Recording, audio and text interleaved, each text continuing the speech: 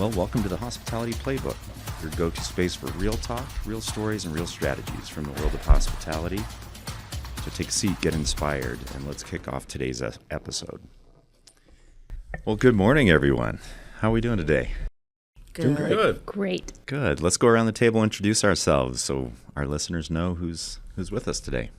Start with David. I'm David Kleinsma, CIO for Live Hospitality. Ken Klug, Chief Financial Officer. Katie Radigan, COO. Britton Simmonsma, Chief Revenue Officer. And I'm Caleb Arsenault, CEO. So, well, team, we're here to talk about leadership this morning.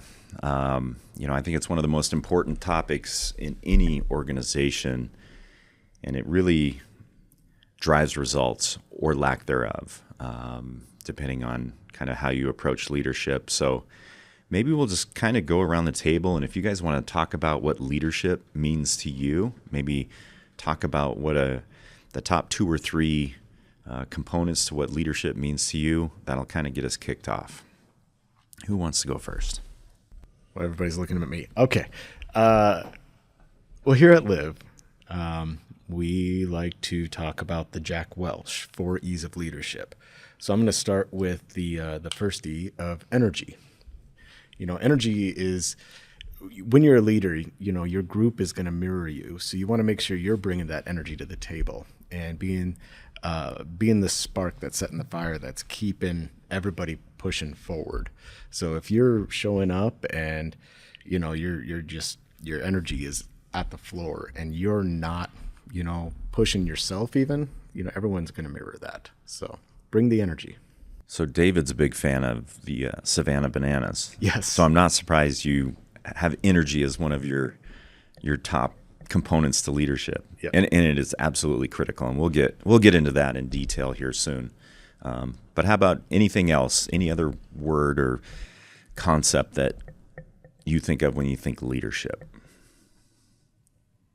And we'll talk about the 4 E's here in a minute, but I just want to get a general layout of what you guys feel leadership means. How do you lead? How do you like to be led? I always think of it as it's the person helping to row the boat. It's the person that communicates the plan, what everybody's going to do. They're not always the doer of things, but somebody's got to guide everybody and have everybody going in the same direction. Mm-hmm. So maybe vision. Yep. So they set the path. Here's where we're going. Here's why. Let's roll. Yeah. Or row. One of the things I think is really important is the communication part of it. Yeah. I mean, I have an idea in my head. I'm like, yeah, we're going to do this. And then but if I don't tell anybody that, God, I can't believe they're not doing it. I'm like, well, yeah, you didn't tell them. Yep. And so that's the other part of leadership is getting your team on board to share the vision and not just like, well, they should just know. Well, they're not going to know. Not everybody can read your mind, Ken. Well, no one can. But I've learned that over the years that if you want someone to know what you're thinking, you have to tell them that. Yep. Communication's key. Mm-hmm. I love giving them the victories and taking the losses is a big one. Like as a leader, everything that goes wrong is my fault, whether it's communication, execution, I didn't bring the energy, whatever it was, it's my weight to carry. The victories are 100% the team's. Yep. I think that's one of the biggest lessons as I progressed in my career that I had to learn is, throughout your career, you spend all of this time proving yourself. Look what I can do. Here's my contribution to the organization, and I'm fantastic because look what I did. Well, as you get into supervisory roles, as you get into managerial roles, as you get into executive leadership roles, it becomes all about the team. And if you don't make that switch, you will fail as a leader. Mm-hmm. Because no one will want to work with and for you if you take all the credit and you give them all the blame. So that's a mind shift that I think young managers have to make is, it's all about we and not me. And look what they did and not look what I did. And you got to take the L's, right? I mean, as a leader, you have to take those, whether it's your fault or not. Mm-hmm. And I think that's another big lesson that young leaders can learn is, take that responsibility and accountability because the buck stops with you. You're leading the team. It is your responsibility. Very good. And the next part of that is learning from it. And maybe it's not leadership so much as how you manage yourself, or why did that process fail, or why do we have so much trouble with that? And like, what can we do different, or why did that? And just kind of go through take an inventory of what went well and what didn't go well.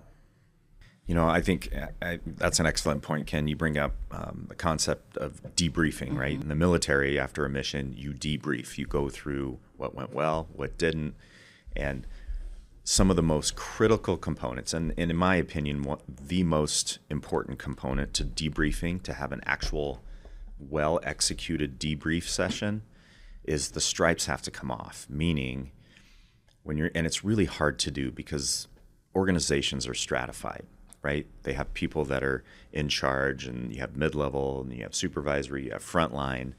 But if you're going to debrief effectively, you have to go into that room with no rank. And the best way that I've found to do that is the number one ranked person, the leader, as they enter that meeting, they say something and share something they could have done better.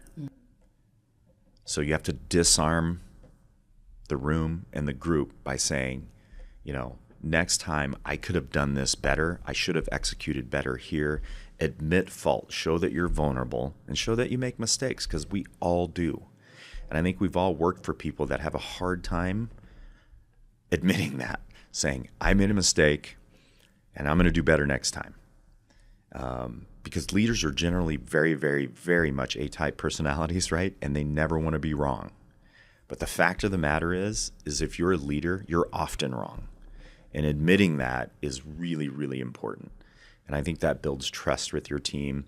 And when you go into a debrief session, they know it's kind of a safe space where they can actually tell the truth versus just little tidbits here and there. You got to get to the root. If you want to solve an issue, if you want to solve what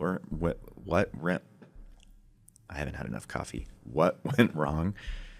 You have to get to that level where we can speak the truth, no matter what. And there's zero consequences, meaning no one's in trouble for speaking the truth.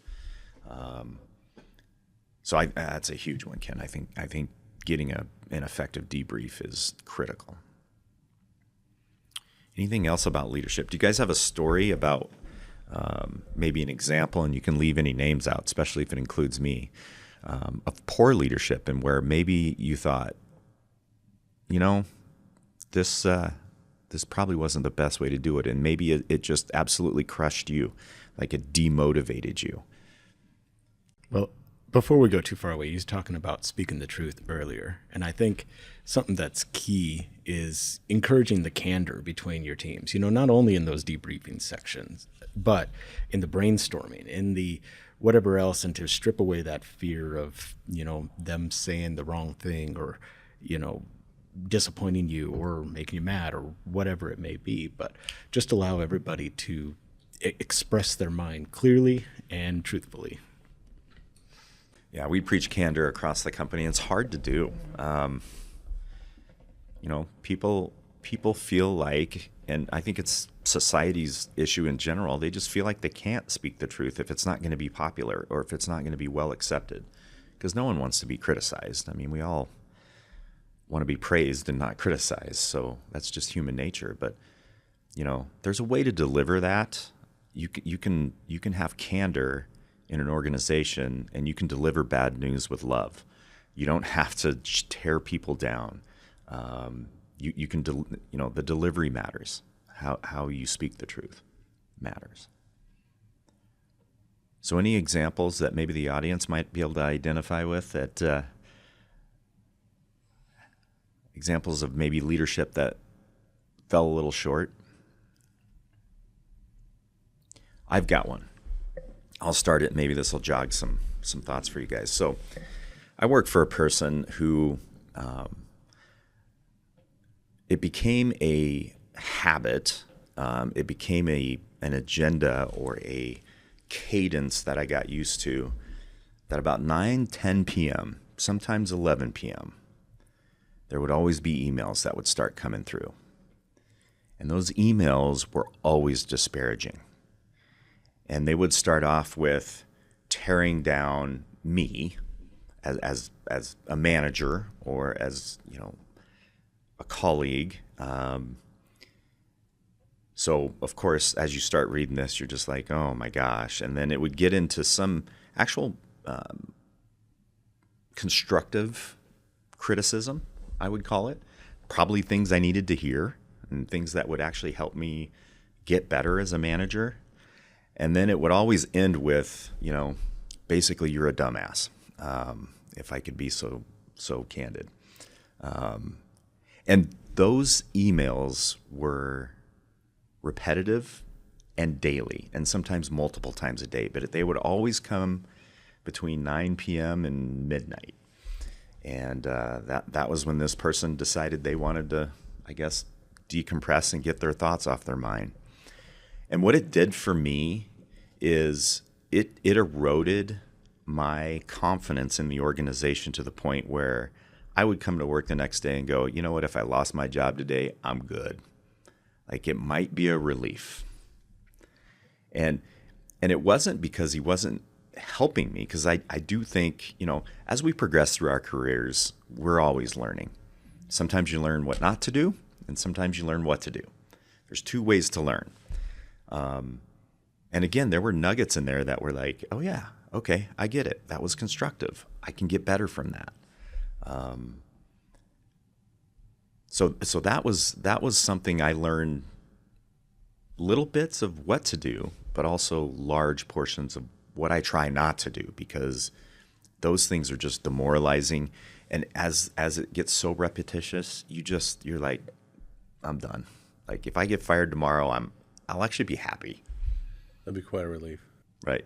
So that's my example of poor leadership. And I think young managers and even seasoned veterans can get into this cadence of, I've just got to criticize without any attaboys. Great job. Attagirl. Like, you got to have carrots and sticks. But as leaders, oftentimes we have to fix things, right? That's kind of our role. And we get so myopically focused on what to fix versus, hey, there's this 1,000 things that are going great. So that's what I learned from that experience. Out of curiosity, did you ever give your manager candid feedback about what those emails did for you? I'm assuming not, but. I actually didn't. And it was out of fear. Mm-hmm. I regret not now, but I understand why I didn't. And I'm okay with it, I guess. But there wasn't a culture of candor, meaning it wasn't accepted. So, I didn't give the feedback, which is a regret. I mean, I probably would have got fired if I did. Oh, yeah. But Ken might know who I'm talking about. Oh, I know exactly what you're talking about. I had a few of those too. Yeah. The fear-based leadership is, and it's acting out of fear or acting because of fear, and the acting because of fear is crippling. Yeah. And I think each person we manage has different buttons to push, meaning you got to understand what motivates people. So if I go to the gym and I have an instructor, and I love instructor-led classes at the gym, and if I have somebody who yells at me, I'm actually motivated. Like, that helps me do better. And it's probably my sports background with really tough football coaches that did that. So it's something I'm accustomed to. But others, it would crush, right? It'd be like, stop it. You really want me to do this? Well, speak to me nicer. So everybody has a little different manner and the way they like to be approached and the way they are motivated. So part of our jobs as leaders is to find out where those buttons are and which ones to push and which ones, maybe more importantly, not to push. Any other bad manager stories? These are kind of fun. I mean, I've seen it when we're planning to roll out something, and then this one person has just gotten this huge task put on them and given no direction. I'm like, oh my, this is just gonna be a mess. And then when it doesn't go as well as it should, then it's like, I can't believe you failed me. I'm like, oh, really? You just, the same manager. It's like, Yeah. you didn't put any planning into this. You just threw them under the bus and let it go. Yeah.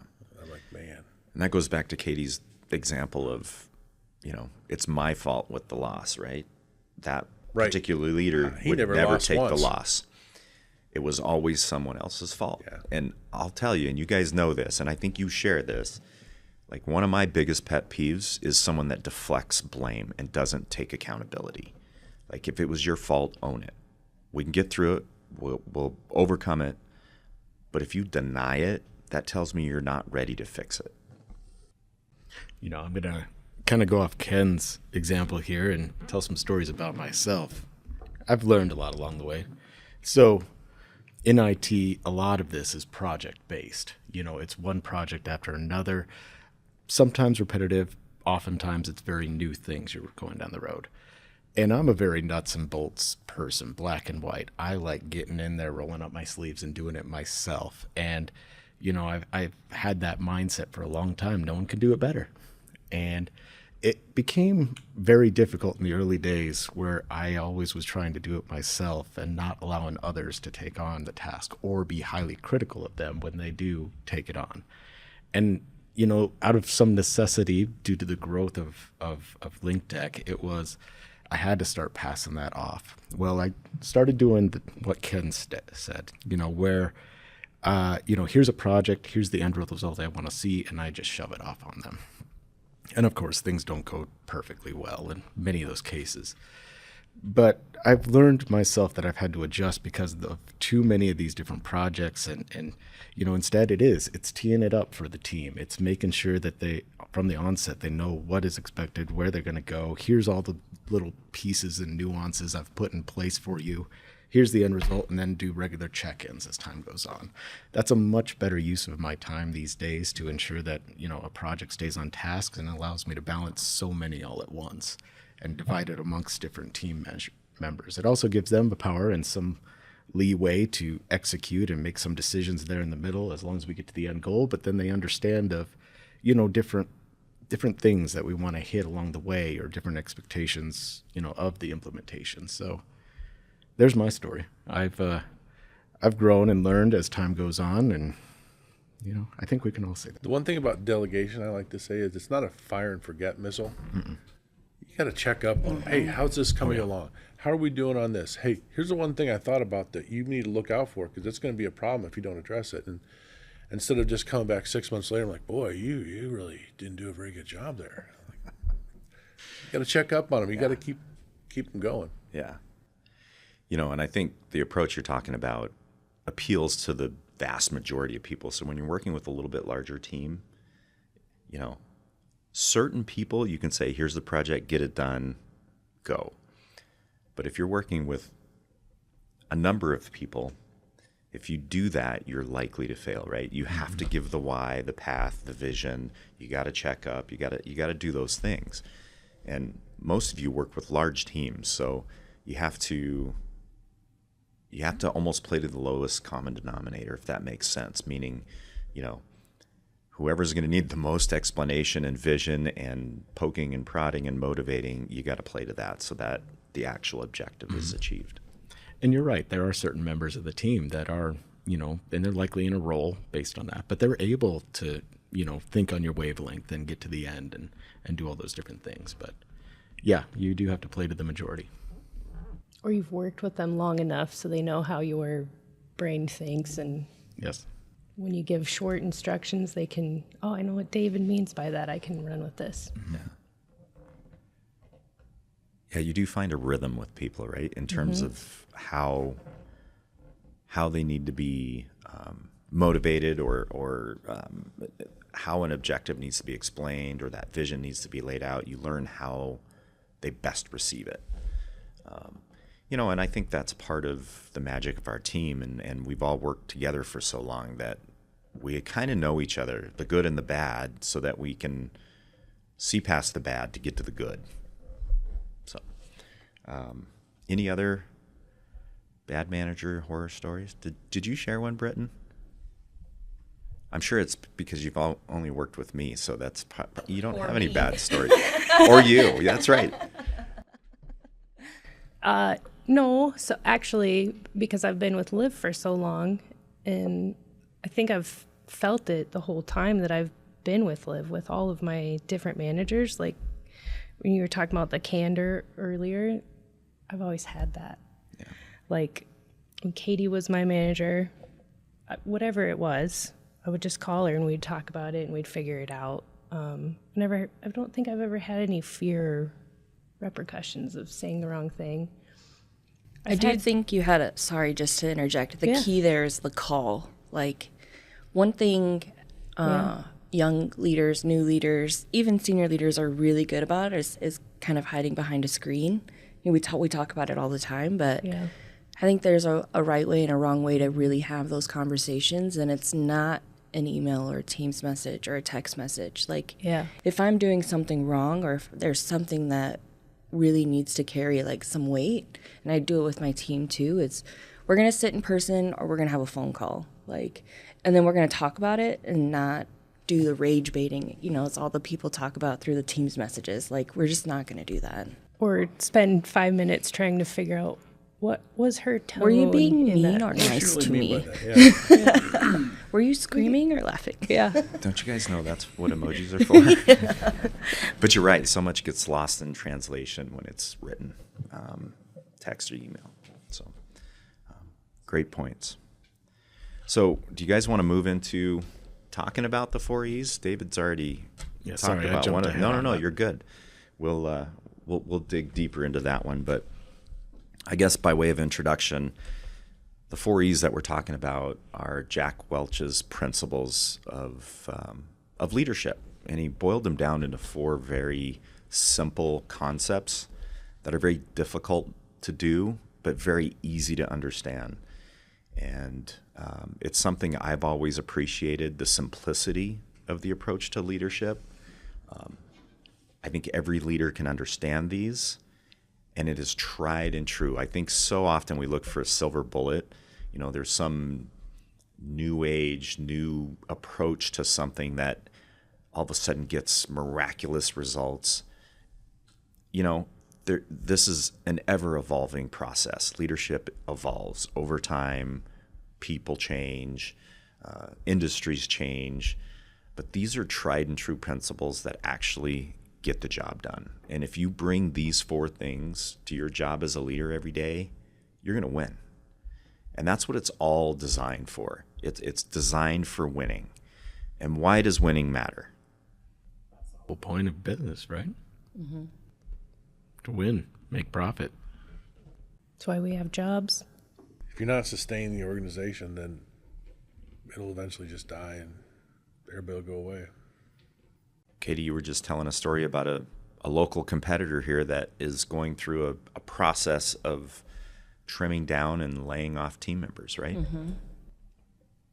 So why does winning matter? Winning is everything. And winning means profitability. If you are not a liquid, profitable business, you become a drag on society. What do losing businesses do? They lay people off. They cost people's jobs. And, you know, we talk about this often, but as a leadership team, we feel the weight and responsibility of providing opportunity and making good decisions for everyone on our team. They depend on us to do the right thing, to make the right decision so that they can put groceries on their table, right? So they can make their car payment, so they can make their house payment. And, you know, in our service approach, we often talk about, you know, if somebody walked up to your front door at your house and knocked on the door, you answer, and they say, "Hi, Ken. My name's Caleb, and I'm here to make your car payment today. I'm here to make your house payment today. How would you treat them?" You'd first say, "You're weird. Let me go get my gun because you're really weird." But if you knew I was legit, you'd go, "Come on in. You treat me like $1 million. I'd be your BFF." And that's what a guest does every time they walk through our door. So when you put a guest in that perspective, it makes all the difference in the world. So we have to win. And losing businesses don't provide taxes. They don't pay taxes. They don't provide opportunities. Winning businesses do the opposite. It provides advancement opportunities. It provides for paying taxes and being able to support the community in ways that losing businesses can't. You can make donations and sponsorships. There's money available to do those things. So winning matters, and winning is everything. And I know that sounds like a corporate, money-hungry CEO speaking. But if you want to do good things, you have to have money to do those things. And that's what helps people. At the end of the day, we're a people business. So these 4 E's from Jack Welch really help kind of guide and create a vision for that principle of winning in business. So why don't we start with the first one that David brought up, energy. Let's talk about energy. What does energy mean as a leader? And you already touched on it a little bit if you want to expound upon it, but as a leader, what do you have to do with energy? You got to bring it. You got to, be the example for your team. You have to, you touched upon the Savannah Bananas, and I love all that. But Jesse Cole, he's boundless energy. I'm going to use him as an example. He also wears that yellow tuxedo, which is his, he's explained it as it's his license to allow the rest of the team to do that. When you are leading the team, you got to give them license to be how you are. You got to set the tone and example. So you bring that energy every day. You got to be consistent with it too. You can't be all up and down. And I know we all have the bad days and down days, but step it up, Buttercup. You got to do it. So enthusiasm. Yes. Stamina. Yeah, I also think it means like bringing the why, the vision, right. It's all encompassing. It's again getting your team on the bus to really follow you. I would agree with that. I think part of it is not falling into the victim mentality, like, oh, woe is me. I'm like, no, we're going to get through this. We're going to figure it out. We're going to move forward. We're going to be fine. Don't freak out. Do you guys have difficult jobs? Yes. I always say it's not difficult. There's just a million little things you got to do right. But none of them are difficult. But doing them all is a lot. So what we do is hard. I'm sorry, at the end of the day, you're a veteran and you're just really efficient and good at your job, Ken, so I do appreciate your answer. But what we do is freaking hard. It's 24/7, 365. It is difficult. And if you don't have energy, you're cooked. You're done. Like, that's step one. If you don't have the energy to do the work and be available emotionally, physically to the team to get it done, you're cooked. You're done. So without energy, you become feckless. You don't have the ability to lead because it's really hard. We have lots to do. We have lots of people and personalities to deal with. It takes energy to handle that. And it is a million little things. I have the smallest team of anybody here, though, too. So Britain's got a smaller team, too. It's not like I have 15 people reporting to me and they're all need a little bit of my time. So that part of mine is easier. But it's really, as a leader, having high levels of personal drive. Like, if you're not driven, or if you need somebody to help drive you, poke and prod you, you're not going to be an effective leader. That's energy, right? Is that personal drive. Fast-paced environment. Does our environment change? Is it fast-paced? In revenue management, Britain, like minute by minute in the summer, like if you don't have energy, you can't keep up. That's one of the things I enjoy, though, because we decide, hey, we're going to change the way we do this procedure. We're going to change it tomorrow. Okay, start sending out, messaging everybody, go talk to everybody. Not like, I've worked for the state at one time. I'm like, oh, my gosh, to get anything done took forever. And it was just like, by the time it actually came around, I'm like, I forgot all about that. No, we're just going to have the energy to push it through, and we're just going to move forward today. Like a leader with the energy is like, let's go. let's do it now. We're all going to do this. We're We're not doing gonna it talk tomorrow. about it. We're gonna go. We're going to have a good time doing it. Yeah. And it all is driven through passion, right? You got to actually enjoy what you do. Oh, no doubt. And see value in it and know that what you're doing is noble and it brings value to people, Yeah. which is what I love about the hospitality industry. We are a people business, whether it be our team or our guests. So, yeah. So I'm gonna try this a little, and we'll see how this works out.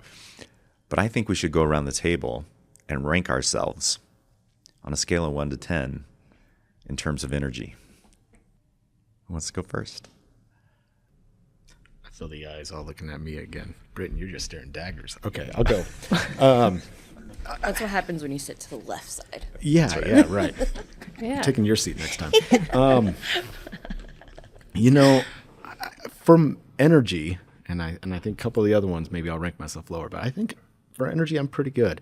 I'd say an 8. I could work on some of the consistency part. I got my down days and I let that come out, but that's where I got to focus. But yeah, I'd say I'm an 8.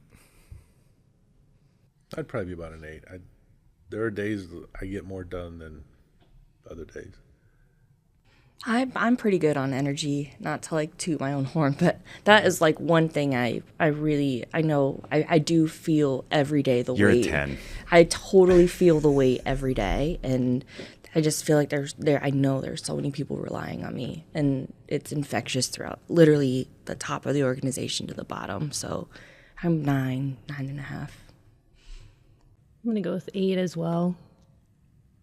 Probably I'm not as extroverted in my energy, but it's always still there. But I'm pretty mellow on the outside. 15 years ago, I'm a 10. I think I'm a 8.5 or 9 now. I think as we get older, we lose some energy. So it's really important we find ways to re-energize ourselves too. Yeah. And that changes as you get older and gain more experience. And so find those things that energize you. For me, it's working out, going to the gym, traveling. I have wanderlust so bad. I just love seeing other parts of the world. That recharges my batteries. So, yeah, I know that's kind of a bifurcated answer, but I think I'm a solid 8.5. Okay. What's the next E? Energize. Energize.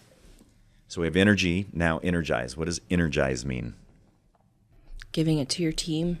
What you bring is what you can give. Motivating them. How do you do that? It's a visionary. And it's the why. Like 9 times out of 10, it's really explaining why we're doing this, why we're here, what benefits them, what benefits the team. Like it's the strategic plan from A to Z instead of here's your written agenda, now go get it done. It's really kind of putting it into place for them. Celebrating the wins, like you said earlier. Some empowerment in there too. They all love to go do a good job at the end of the day too. So They don't come to work to fail. no. Like, oh, I'm going to come to work and just really mess up everybody's day. Like, that's not the mentality. They want to do well. Everybody does, right? We all do. Yeah. I think you guys have done a great job of surrounding yourselves with people with a spirit to serve. They want to serve. They want to do the right thing. They want to be helpful. Sometimes, just like we have bad days, everybody has bad days. And I think Jack Welch puts it pretty succinctly when he just says you want to energize the hell out of others. And how you do that depends on your personality, right? Not everybody does it the same way. It could be simple, small, detailed action. It could be getting the pom-poms out and literally cheering people on. Find every reason to have cake, celebrate the wins, however small they may be. And what that does is you start stacking them, right? That helps energize people. That helps motivate people when you start stacking wins and you celebrate and bring recognition to those wins. Praise in public, correct in private. Those kinds of things help energize people. Kind of going back to your email too, it's not only the praise, but it's also building their confidence, right? You tell me all day if I'm doing something well and celebrating it. It's like a, kid, it's anything. You just want to continue to repeat the behavior because that feels good. I think part of it is like, I was talking to one of my controllers, like, hey, you did a great job with that. And they just like, oh, I don't know when the last time they had heard that was, or, Yeah.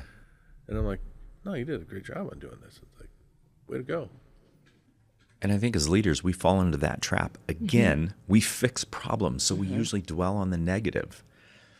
And I find myself doing this all the time. You have to force yourself to say, well done, good job. Like, recognize those victories. You need to put more effort in doing that than looking for the negative. And that's a really hard thing to do, because as leaders and managers, we fix things. We're there because things aren't perfect. If it was, they wouldn't need us. So it is really, really important to force yourself to recognize and celebrate those victories. And I think even before something becomes a victory, if it's just an idea, recognize and give them kudos. No, that's a good idea. Let's do it. Yep. It gives them, some of that validation and, a little more confidence in themselves, like you were saying, Katie, to allow them to go. And then it's fun too when you get somebody as a leader who you start seeing them build and grow and get better. That feels. Yep. That's pretty rewarding. I will say, you brought up confidence, Katie. I think confidence is the number one ingredient to high-performing teams. When you know what you're doing and you know you're good at it, nothing will stop you. It's when that doubt starts to creep in. It's like, oh, well, maybe my manager doesn't have my back, or maybe they don't like what I'm doing or the direction I'm going. So that communication that you brought up, Ken, if you're not communicating that, yes, we're going exactly where we should go, confidence is key. Not arrogance, confidence. I will take a confident team all day, because we will win with that team, because they believe in themselves and others and will make the play. They will make sure they execute. And it's the important part of that too is confidence in whatever decision I make. Like, even if I'm making the wrong decision and I don't know it at the time, but I know that I've got a safety net or support and my team behind me that we can course correct, we can go back the right way or whatever. But just the confidence in no matter which way we're going, we will always get back to the right way without being humiliated, right? Right. It's No huge. one likes to be embarrassed. Yeah. Anything else on energizing? That's pretty good stuff. Lots of energy. Energize others. What's the next one? Are you gonna rank energize? Oh yeah, let's rank it. Sorry. You can start. Sorry. You start. I'm going to give myself a 7 on energizing, because I tend to dwell on the negative because I'm a fixer.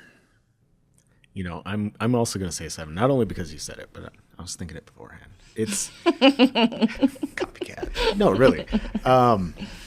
No, it is something that I think of all the E's, I'm probably the worst at. And it's, I'm getting better. And I mean, years ago, I would rank myself much lower, 4 or 5. But, I'm still making some terrible mistakes now and then. But it's a 7 is where I'm at. I would say 9, and maybe I'm overrating that, but I communicate with my teams quite a bit, and and I think they're all pretty motivated to move forward. I don't disagree with you. I think you do it in a different way than what most people would categorize as energizing. And that's probably true. Because when Ken says good job, it means something. I think that's why I would rank you as a 9 as well. Good job. See, look, I did positive. There you Good go. job. You're doing good. So you're not It's a going to be 7? recorded too. You have a record of it. Play it back. Katie, what do you think? I would say I get better. I try to get better at this every day, but I'm probably 7.5, 8-ish. I do a great job of really talking about the negative You have lots to often. fix. It's interesting because the prism I look through, you'd be a 9. Yeah. Thanks. Yeah. I hope the team feels that way too, but Yeah, I just I know think like they do, that's but- my hardest. That's my biggest opportunity for growth for sure. If they don't feel that way, maybe we'll get a bunch of comments on this podcast correcting you. Well, as they say, you're often Great. more critical of yourself. But no, I agree with Candor. Kayla. All right, folks, Live team, show Katie some candor. Let's give her some feedback. I'm going to go 6. Can't be 7 like everybody else. Okay. But that's probably the biggest one for me to work on. I have historically some high performance. I have some long-term team members that probably don't, they just kind of have it. And so I probably don't call it out as much as I should. Yeah. And I think the trap for this is just, again, as leaders, especially at the executive level, our job is to fix problems. So we dwell on the negative. We have to force ourselves to really focus on and point out the positive and celebrate those. I think as a team, we could do a better job of that. This episode of the Hospitality Playbook is brought to you by Live Hospitality.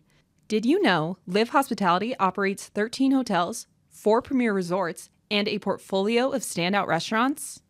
Behind every exceptional guest experience, culinary innovation, and high-performing team is a management group built for results. Whether you're an independent hotel owner looking to elevate performance or a new investor seeking trusted operators, Live Hospitality offers full-service management built on decades of operational excellence. From luxury to leisure, every touchpoint is tailored to your property's identity while driving strong returns. If you're thinking about what's next for your property, think Live. Let us show you what's possible when passion meets performance. Visit livehotelgroup.com, that's livhotelgroup.com to learn more. I'm Okay. always down for cake, guys. Yes. Reasons to celebrate. The one thing I would say, going back to these last couple points, it's not like it's a net sum zero game. Everybody can win. It doesn't like, oh, he has to lose so I can get the win. It's not the way it is. And Great point. I didn't always know that. And it was a little bit like, oh, look at me. And like, oh, no, but everybody can do well. I mean, we can't like, oh, I can't tell him he did good. He'll take my shine. So if we go back to my comment about my negative experience with a manager, it was exactly that. Oh, yeah. We all know people that in order to win, someone has to lose. And there can't be win-wins. And I agree with you. I think there can be win-wins, and that's what we should search out. And yes, sometimes someone will lose, but you don't have to step on people and crush people in order to win, because that will just absolutely disintegrate a team. Yep. All right, we ready to move on to the third? Yeah. Okay, what's the third one? Edge. Edge. Yes, no. Sharp Be a as knife. decision maker. Edge. Oh. Be a decision maker. Yes, Yep. no. Make a choice. Make the call. So why is that important to have edge? If you don't, everybody else around you is paralyzed. Nobody can move forward. You're just stagnant. Nothing's happening. Nobody knows what's coming. Nobody knows what to do. Yeah. If you asked me to do something and you're asking my permission and I said maybe, do you know what to do? Might Sit be a and wait. yes, might be a no. So many organizations get paralyzed because they don't have edge. And I'll go back to your comment, Katie, where you were talking about, everybody moving, or maybe it was Britain, but moving and rowing the boat. Like, let's start going somewhere. Let's make a decision. We can course correct later if it's the wrong one. But if we have all of our team sitting there waiting for me to say, okay, let's go, or not, and I say maybe, or I'll get back to you on that, let me think about it, defer to a higher power, let me ask my wife if it's okay to do that. You don't know what we're going to do. So you have to make a decision, yes or no. And that goes for processes in the company, laying the vision, giving direction. But it also, when it comes down to performance management, let's talk about what EDGE means in performance management. On the bus or off the bus? You're in the right seat or you're not. Or our team is in the right seat or they're not. And it sounds really harsh, but kind of like, you talked about earlier, is a lot of times if they're not in the right role, we know that they're not in the right role, getting them out of that role is oftentimes such a relief for them because they feel it, they know it. Nobody likes to do a bad job. Right. Yeah, people thirst for success. Mm-hmm. So whose job is it to make that decision? The leader. Sometimes you have to make the tough call. It's never fun, but you have to make the best decision for the business and for their person and for their team members and the team. So one thing we talk about, and as our organization has grown, it's been becoming increasingly hard to do this, but A players hate mediocrity. Mm-hmm. They want to achieve. And we strive to have A players on our team. We want to have the best team in the world. We want to be the most talented, the best executing team in the world. That's our goal. Why not us? Why can't we be the greatest hospitality company in the entire world? It can happen. We have to surround ourselves with A players, though. It doesn't happen without talent. And A players hate mediocrity. So when you put a bunch of C players amongst a few A players, what happens? You're going to lose your A players. No, they're going to go somewhere else. They're not going to deal with it. And Exactly. They're not going to perform at their best level while they're still here. Or they feel the burnout because everything falls on their shoulders. Yeah. They're carrying the weight of others. Yep. Someone's going to carry the water, right? Because the organizational expectations don't change. We still have to perform to that level. So the A players end up doing 2, 3, 4 times the work because you got a bunch of people dragging it down, right? And the edge is pay the A person to do that and function without the C. Amen. And I think another important part about edge too is, that going back to the just making a decision, even if it's a wrong one, is you got to be okay with making a wrong decision and recognize that even a wrong decision, a bad decision, is better than none at all. You don't want to get that paralysis by analysis where you're trying to figure it out and try to find that best thing. Just go for it. And then part of that being a leader is monitoring it and course correcting, making the change and recognize it. Oh, wait, that wasn't good. Let's make another decision now and make that change again. That's edge. Mm-hmm. Well, I think it's part of the learning process. I mean, we've all like, oh, we're going to do this. And like, oh, boy, that didn't work very well. Or people like, how can you find these problems so much? Well, I've done it wrong 100 different ways, and I know that's not the way to do it. And it's how people learn. I mean, you sometimes get it right, but also it's like, boy, that didn't work. I have to do something different to get the results I want to get. And that's part, as long as there's not a one-way door you can go back to. You can always course correct and fix things. And that's part of the learning process. And that's, I guess, that diary of a CEO, like learn to fail faster and take chances and also realize like, oh, this is a wrong path. Ooh, this doesn't seem right. Yeah. It's the leader's job to create an environment where someone feels safe to fail. Like, it's easy to say, okay, we got to get moving. Let's make a decision, until you're getting your ass chewed. And all of a sudden, it's like, I don't really want to fail again because that hurt.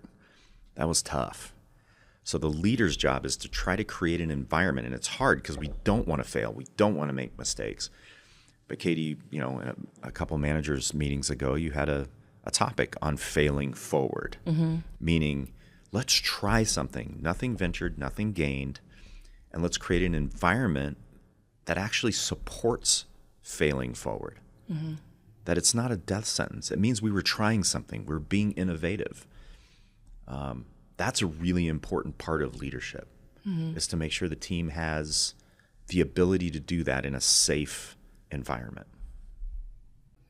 And the key is the course correction, like really understanding very quickly if it's working or if it's not. Right. And then not being afraid to course correct again. Like, that's fine. Yeah, the problem lies within not ever changing it if it's not working, right? We have to course correct. And that's what successful companies do. And they do it faster than anybody else. They identify it and they're willing to make the change. I mean, even at a staff level, I know in IT, man, there's so many different ways you can hit a button and make things go wrong and bad. You know, touch on deleting 300 people across Live Hospitality. I don't know who did that. No, that was me. But you know, you got to tell your team, you know, you're going to make mistakes. You're going to screw up. You're going to make the wrong decision, and you're going to do something that will cause maybe a bad day. Just own it and fix it. That's what you can really do. You know, just learn from it, because it's those, you know, failures that you learn so much. I mean, they're an opportunity. You really got to look at it like that, you know, and you know, oh, when I hit that button, oh no, I delete Caleb's mail account and my own and many others. But I think we can all look back on a situation where we're like, oh man, why did I do that? Doggone it. And I'll bet you 9.9 times out of 10, you don't do it again. Why would I fire you over that mistake just to let somebody else come in and make the same mistake again after I replace you? Like, that's the best training you could have ever got. It won't happen again. So you have to look at it and be okay to fail. And that's the culture of being okay to fail. Not fail repeatedly. Right. In the same way, don't delete my email again or 3 or 5 times. In my defense, I had everything back in about 15, That's 20 true. minutes. It was back. Oh, but you recovered nicely. Yes, you learn. Yes. I was going to say, it was one of the lessons in Diary of a CEO, too, is that's the best training. And again, it could be very costly. Like, thankfully, you were able to restore everything. But there are instances in which that could cost hundreds of thousands of dollars. But I'm not going to terminate you over that, because guess what?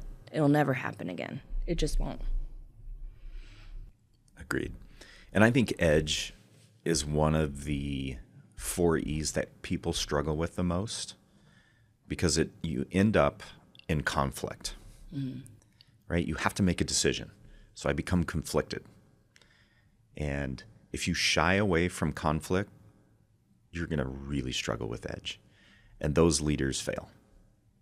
So you have to be okay with conflict. You know, you'll be conflicted in your mind. You may disagree with a colleague. But out of those discussions, generally the best decision will come out of it. So don't be afraid to have conflict. There's some saying, I can't remember exactly how it goes, like, if you fail to cut the bottom people of your organization, you'll soon join them. Yes, sir. It's the 70-20-10 principle that Jack Welch talks about. Every organization is essentially stratified into 70% is your steady eddies, the people that are absolutely critical to your objective. They come to work every day, probably aren't going to be your next leaders. Maybe some will, most won't. Then you have 20% that are your A players, top people. They're your next leaders in the company. They're high achievers. And then you have 10% of any organization that is the bottom. Those folks are a drag on your organization. And if you're in the pursuit of excellence and you're getting better every day, those 10% have to be continuously culled. They got to go play for a different team. So it's a concept where if a leader doesn't have edge and makes that decision, and you don't make the decision to get rid of a poor performer, you ultimately will join them. And you will be out of the organization. And that's a really important one for a leader to remember. I mean, it sounds extremely harsh, but You either coach them up or coach them out. Absolutely. And those people, it should be no surprise to them that they're not. No surprise. Should be not an evaluation where they go, man, I didn't know I was doing bad. I'm like, oh, you should have been counseled many times about things that need to be changed or fixed or corrected. It should never come as a surprise when you let someone go because they're underperforming. And usually it's kind of a relief. Like, oh, okay. And it's hard because we're in the people business. Right. And we're surrounded by people, but it's about the role and not the person, which is really, really, really hard to do. It is. To separate that, emotionally separate that. By definition, some may call that heartless. I've been accused of that occasionally. But you have to. You have to separate the person from the role. Anything else on edge? Why don't we rank ourselves? Britton, you go first. I'm going to go 8. I think I've gotten better at that Okay. over the years. I would agree with that. Katie? I know. I Go high. If you want to go high, don't be afraid. She's No. a 3 or 4. Yeah. Probably. I should just go home. Just kidding. That was really motivating, wasn't it? I don't know. I would say I'm definitely 9-ish, somewhere right around there. I work really, really hard just to say something. Again, anything. I would say 9. I think it's a little bit of the leadership style of getting a consensus, and then like once you get it, you just move on and let's go. Yeah. The consensus decision making is an interesting topic, maybe one for another podcast. But how much time do you actually spend on doing that?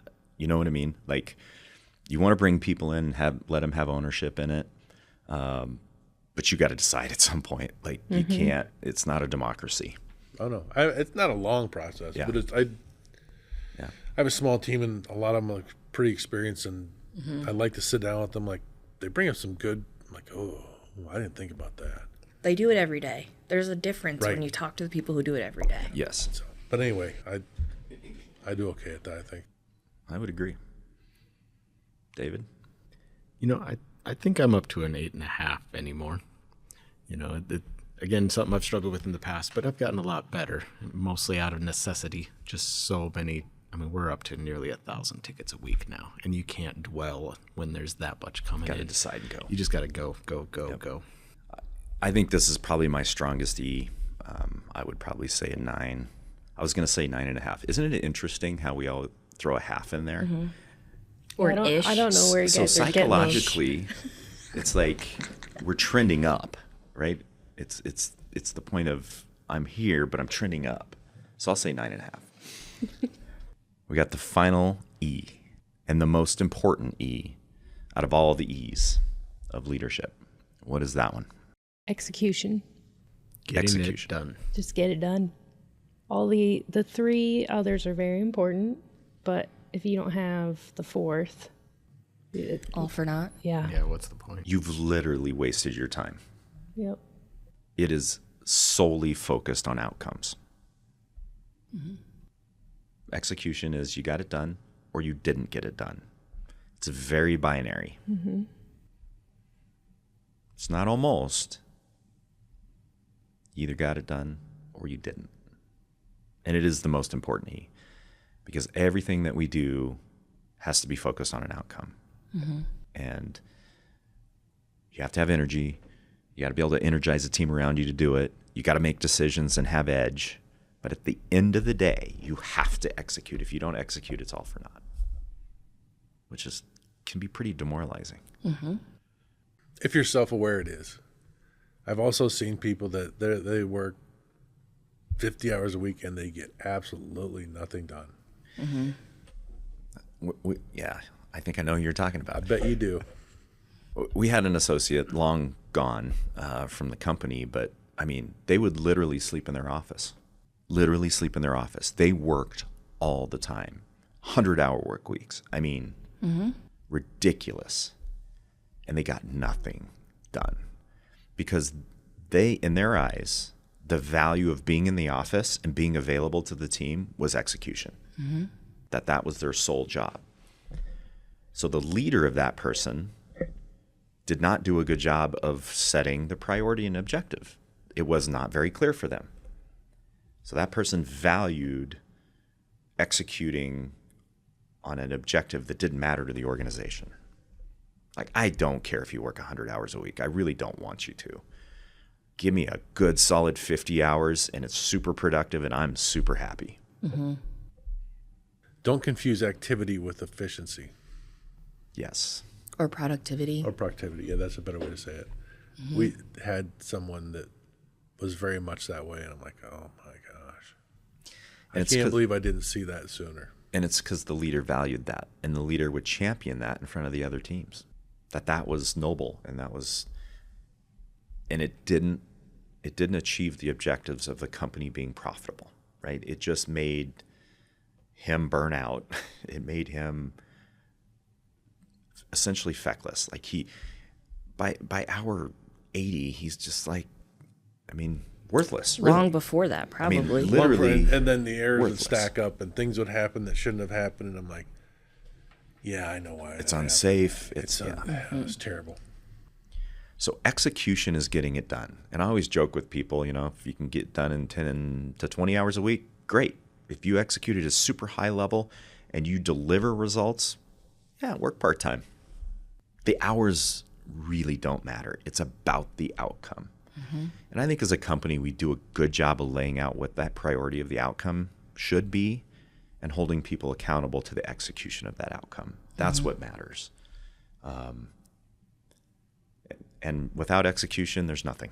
Honestly, it's all for naught, which all the work it takes to get there, why not execute, right? It's really tough to get there. Why not see it to the finish line? Why not make it happen, whatever it takes? And I think over the years, that's really created an incredible environment in our company that allows us to achieve.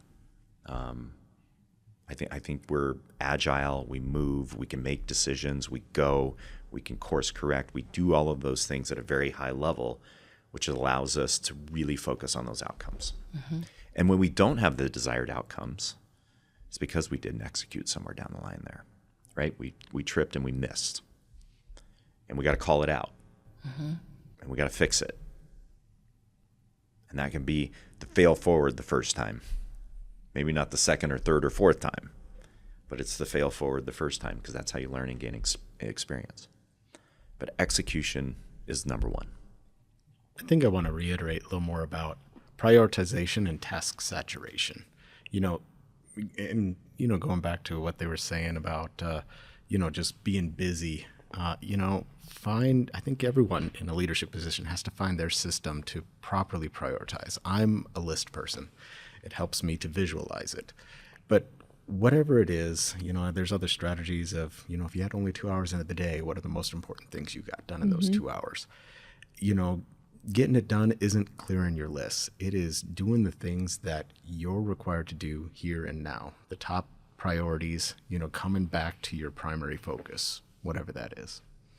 So in leadership roles, you ever heard anybody say, I'm just the idea guy or gal?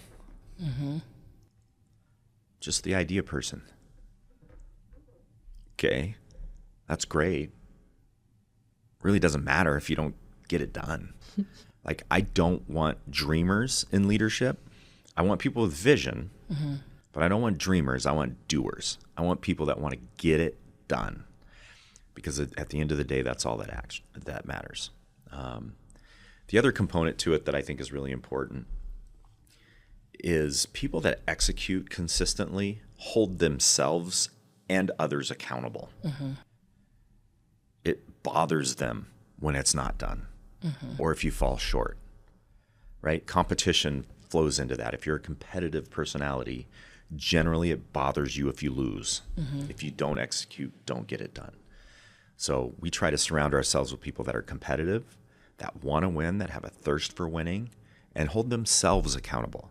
Like, it's one thing for me as your supervisor to hold you accountable, but no one's going to be as hard on me as I am on myself, right? I hold myself accountable. Like, don't screw that up. And those are the people you want in leadership positions, the ones that will hold themselves and others to that level of accountability. Okay, execution. Let's rank. I'm probably an 8. Okay. 8. 8.5. 8. 8. Tell me if Ken. my mirror's broken, but I think I'm a 9 on this one. 9. I don't know. The phones went great. I like that phrase. Ouch. That's a phrase you should get into. Actually, the phones did. In my experience, So the phones many went things. great. I think you executed at a high level with my phone. Well, we had to certainly change in the middle there. We had an original plan. It got derailed. I got the new plan. You were on the new plan. But that's executing. That's adjusting as you're going. You realized that wasn't going well and No. course corrected versus just being stubborn like I've been accused of and just like, we're going to ram it down their throat and go. So for the benefit of our audience, there's about 400 phones. We got all brand new phones across the company from our carrier. And David embarked on this effort to try to get all of these phones out to the team, set up, screen protectors, cases, and it was a heavy lift, I'll just say that. But he course corrected through, so that's why I was gigging him a little bit. But he actually did execute very well on that. That's so a this ton whole of episode phones. is talking about my failures here. Yeah. I see it as a victory. Yes, He has that a new didn't phone. go as planned. He got his phone. He got his phone. That's all that matters, execution. There's still some waiting, but we'll get there. So here's the other thing I want to talk about with the 4 E's. I think the energy, energize, edge, and execution has to all be wrapped up, and Jack Welch talks about this in his book, Winning. It has to be wrapped up in a giant bear hug of passion. Like, you can't fake these things. You got to actually love what you're doing. So if you're not passionate about what you're doing, find a different industry, find a different field, find a different role, find something that lights your fire. And those 4 E's are way easier to do. Yeah. So what else we got to talk about here with 4 E's? Why don't we wrap this up, summarize kind of our thoughts on the 4 E's and how maybe you actually implement it within your respective areas. I think it's always a good reminder to come back to these. Like, we've talked about these within our company for quite some time, and but it'd been a minute, so I think it was a good refresher for all of us to go back to it. So for me personally, to remind myself of the different components. I think edge was probably the biggest one for me. Growing in my role is to just get to make a decision. Like, sometimes think about too many different possibilities and, you just have to pick a decision and go. I think that was the biggest one for me to implement. Yeah. It's an evolution, though, at the end of the day. Like, we all rank ourselves on this stuff. We're getting better at it every day, right? As you approach these situations, you hone those skills over time. Yeah. Yeah, I think with my team, I try often to talk about it, or in all scenarios, from whatever's happening in their building or in their property, we talk about, hey, are you acting with edge, or are you executing, or it's just a constant, not daily, but a constant reminder of what your actions are, really looking internally and understanding if you're following them or not. Yep. It's an interesting thing. I mean, I worked as a manager a long time before I met the 4 E's, but I'm like, it does encapsulate what you really need to do. You just have learned it at different stages, and I'm like, oh, Might call back it something then. different. Yeah, I think back, I'm like, oh boy, yeah, that was my problem there. I didn't do very good at that. Yeah. And once you've been around it quite a bit, then it's like, it becomes a little bit of second nature, and you can just feel like, oh, I need to focus on this because I am not doing as well as I need to on this. It does help get you back on your mojo a little bit. For me, it's volume and growth. As you get busier and more to dos, all the best laid plans start to fall apart, and your processes are tested, and you got to reinvent them and go over. So it's the volume that has really pushed me to grow, and the way my team works. Otherwise, you end up working in the business and not on the business. Right. Very much so. That could be a whole nother podcast That's a episode, whole too. thing that I've seen a million people do.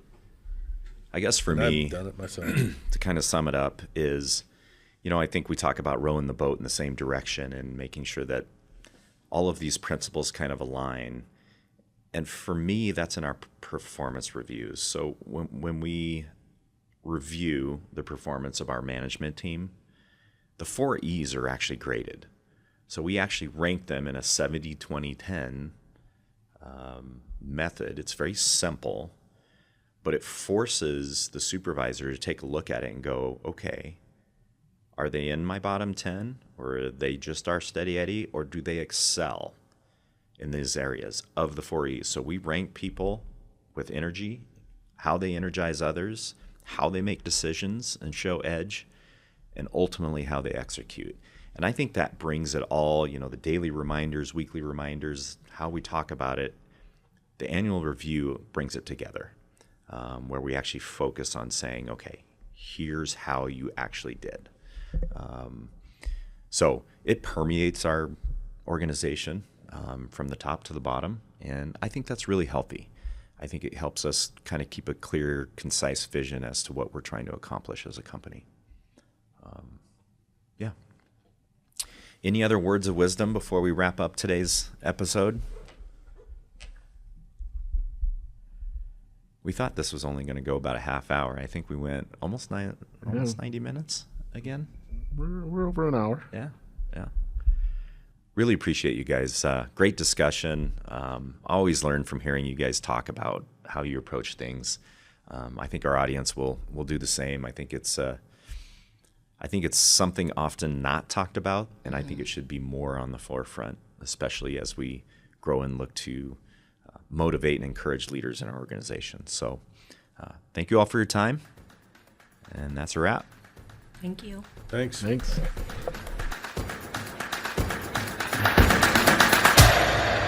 5 voices, 1 mission. Welcome to the Hospitality Playbook. How do I stop this thing? No.